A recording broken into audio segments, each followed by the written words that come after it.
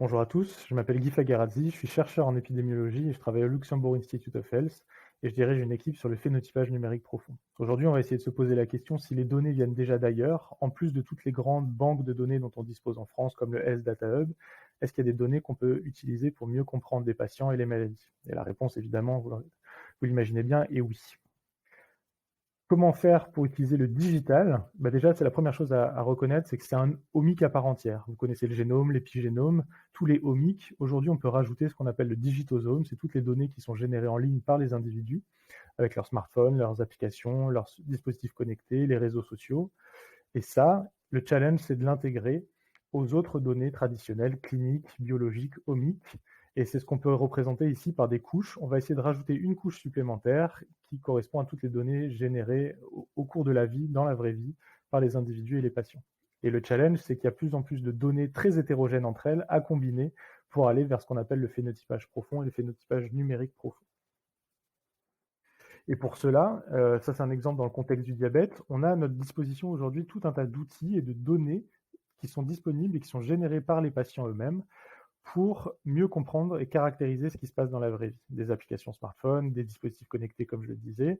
Et donc tout ceci, si on est capable de l'utiliser et de les combiner aux données traditionnelles, va nous apporter énormément d'informations complémentaires.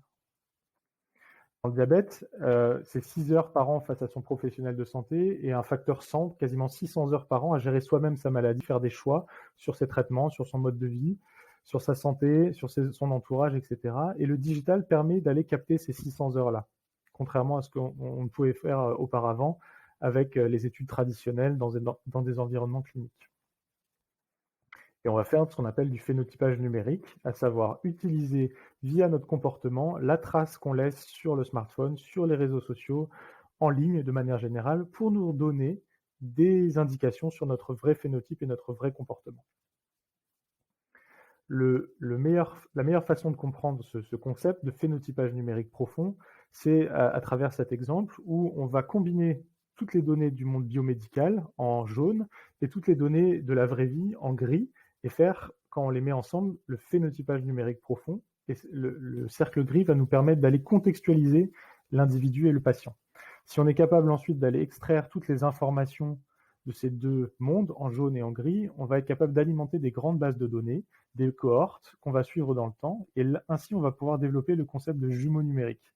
Le jumeau numérique, c'est je ne connais pas mon nouveau patient qui vient en consultation, je vais le caractériser avec toutes les informations dont on a besoin, et dans cette grande banque de données, je vais retrouver mon patient avec son avatar, son jumeau numérique qui a les mêmes caractéristiques que lui, et je vais pouvoir le mettre dans un programme de santé de précision.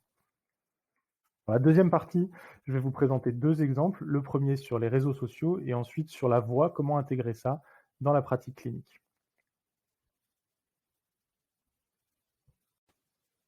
Alors dans cette deuxième partie, je vais vous montrer deux exemples de ces données digitales qui permettent de mieux caractériser les patients dans la vraie vie. La première concerne les réseaux sociaux. Comment on utilise les réseaux sociaux en recherche médicale? Ça peut paraître contre-intuitif au départ, mais en fait c'est une ressource très riche si on sait comment l'analyser. L'exemple que je vais vous donner, ce n'était pas dans le contexte de la rhumatologie, mais dans le contexte du diabète, encore une fois, où, par exemple, le projet World Diabetes Distress Study utilise toutes les données partout dans le monde qui sont partagées sur Twitter des patients diabétiques de type 1 et de type 2 pour mieux comprendre leurs émotions, les facteurs psychologiques et ce qu'on appelle la détresse liée au diabète. Comment on fait ça? Finalement, plutôt que d'aller faire des enquêtes un par un, on va collecter partout dans le monde tout ce qui se passe, tout ce qui se raconte autour du diabète sur les réseaux sociaux. On le fait pour l'instant en français, anglais, espagnol, et à terme, on ajoutera d'autres langues. Mais aujourd'hui, on a plus de 50 millions de tweets liés au diabète dans le monde, et vous voyez sur la carte qu'on a une couverture quasi exhaustive de la planète pour le diabète.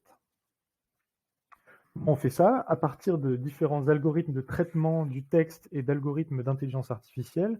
On va travailler sur cette grande base de données. L'exemple que je vous montre ici, c'était uniquement sur les données aux États-Unis. On a entraîné des algorithmes pour être sûr qu'on ne travaille que sur des personnes et non pas des institutions. Donc on a entraîné des algorithmes pour reconnaître les messages.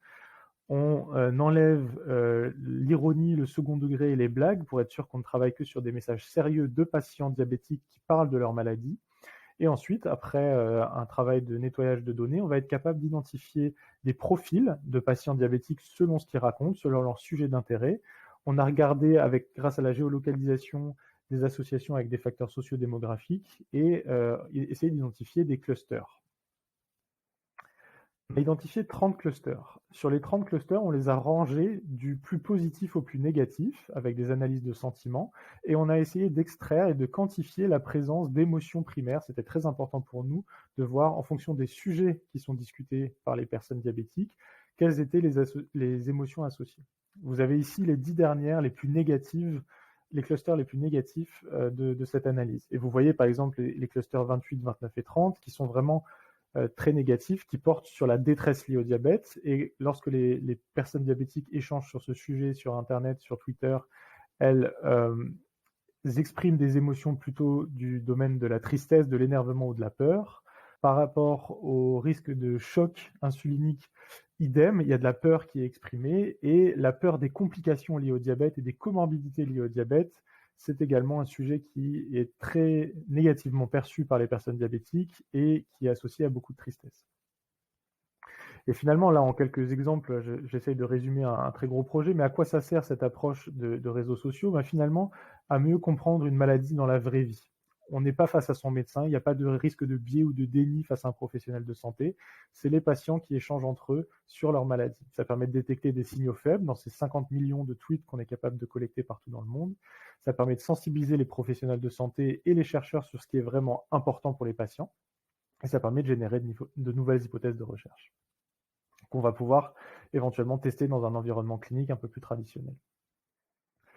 On va étendre ce concept au diabète à d'autres pathologies. C'est une plateforme qu'on est en train de mettre en place au Luxembourg Institute of Health sur toutes les maladies chroniques, tous les symptômes, tous les traitements, et voir comment on peut mettre en place un suivi en ligne de la santé mondiale.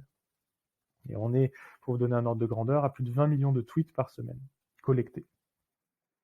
Je passe maintenant à la voix, qui est un autre sujet d'intérêt dans notre activité de recherche, qui est aujourd'hui une des plus grandes thématiques de recherche sur le suivi à distance des patients. Comment intégrer la voix pour facilement suivre des symptômes chez des patients.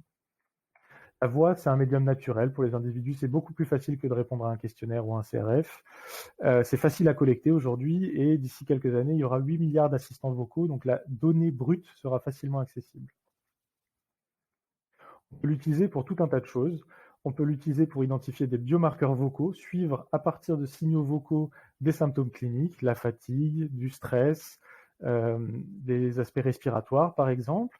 On peut s'en servir aussi pour faire du diagnostic ou suivre un paramètre clinique ou une réponse à un traitement grâce à des signaux dans la voix.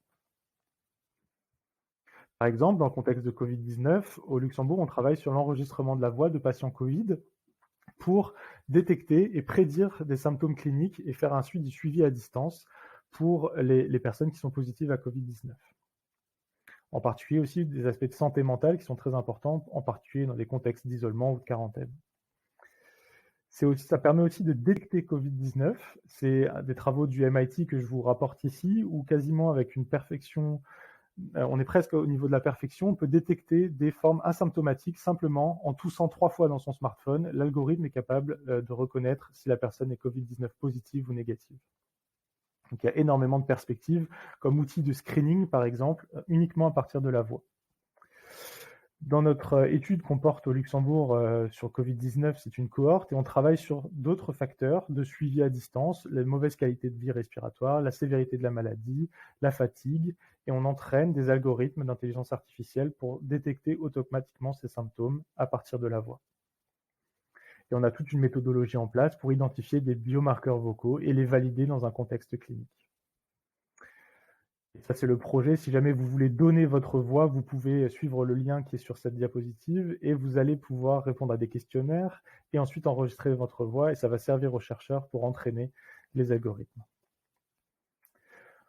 En termes de perspective sur la voix, il y a énormément de travaux aujourd'hui dans le monde sur cette thématique et au Luxembourg, on en fait aussi sur la constitution d'une banque mondiale d'enregistrements vocaux qui va permettre ensuite d'aller entraîner tout un tas d'algorithmes dans des contextes comme la rhumatologie, la diabétologie ou la cancérologie. En conclusion, pour finir, j'espère vous avoir démontré que les données viennent effectivement d'ailleurs, dans notre environnement, grâce au numérique, grâce à son smartphone. On est capable aujourd'hui de mieux caractériser les individus dans la vraie vie. Et ça, ce digitosome, comme je l'appelle, ça a un impact à la fois sur la recherche, je viens de vous montrer quelques exemples, sur la prévention aussi, et sur la prise en charge des patients et sur le management de la maladie. Voilà. Je vous remercie pour votre attention. Il y a mon contact si vous voulez me poser des questions et je serai ravi d'échanger avec vous à l'avenir. Merci.